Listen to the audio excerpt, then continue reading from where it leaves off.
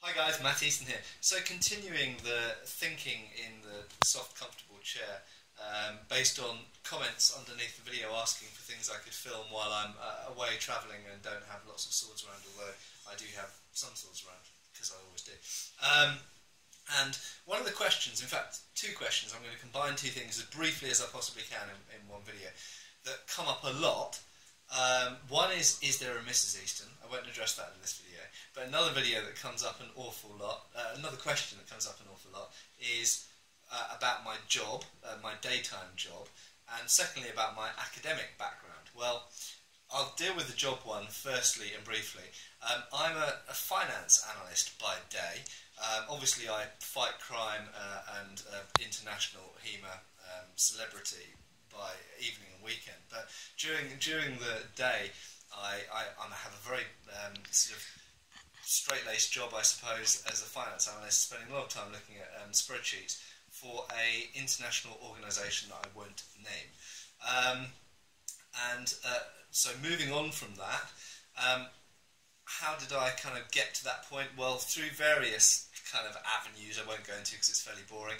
But my academic background is not very lofty. I have a mere BA Hons from University College London, UCL.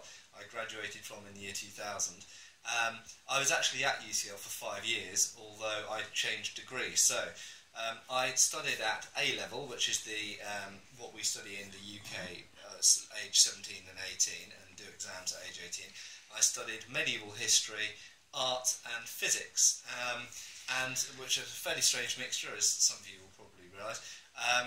But I went on to study architecture at UCL, and after a year and a half of kind of bumbling along in architecture, I couldn't take the levels of bullshit anymore, of trying to justify design with ridiculous sort of hyperbole and explanations for why something was a certain shape and something was a certain colour. And it just wasn't really for me. I always enjoyed art, and I should have probably in hindsight done graphic design. But anyway, after I essentially quit my degree in architecture, I thought, what am I actually interested in? And I thought, well actually, you know, the thing which I was most interested in for my whole life was history, particularly at that point medieval history. And I'd done a medieval history A-level, so I realised that actually at the UCL I'd spent quite a bit of time going to the archaeology library to research arms and armour, swords and the history of armour and so on and so forth. So I thought, well, why don't I actually study what I'm interested in?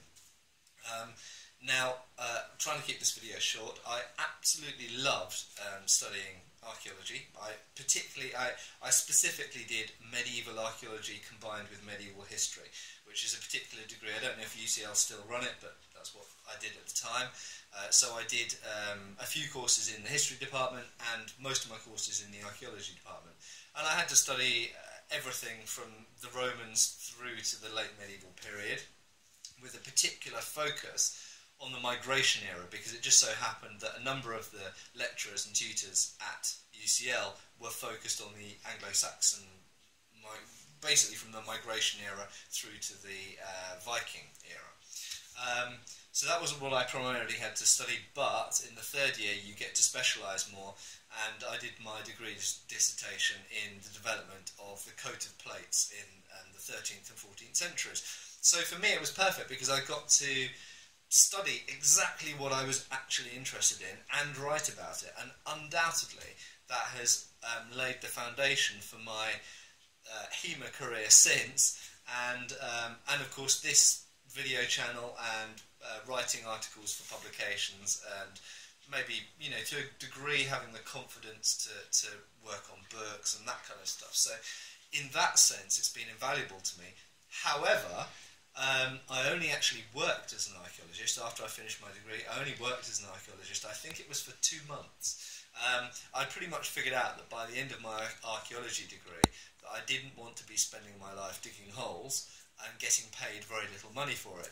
At the time I quite enjoyed going out to bars and clubs and having a good time living the London high life, and I couldn't do that on the salary of an archaeologist. And in a roundabout way, that's how I ended up doing what I now do for a day job, because I realised I needed to get an office job and bring in a bit more money to do what I wanted to do.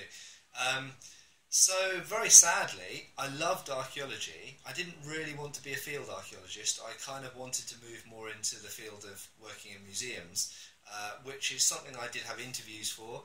I did do interviews for archives and stuff like that, but it never really kind of led anywhere.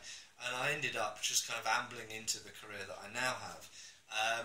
But, you know, as I said, I have been able to use that foundation that studying history and archaeology gave me to use that in my HEMA kind of applications.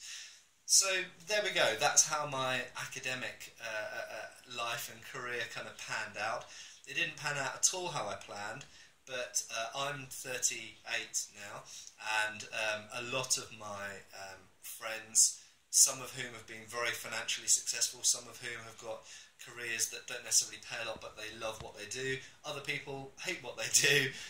So there's, you know, we've all ended up in different places, but the one unifying thing is that very few people I know are actually now doing what they thought they would be doing when we left university back in the year 2000, or some of them in 1998, because of course I essentially lost 2 years by changing degree.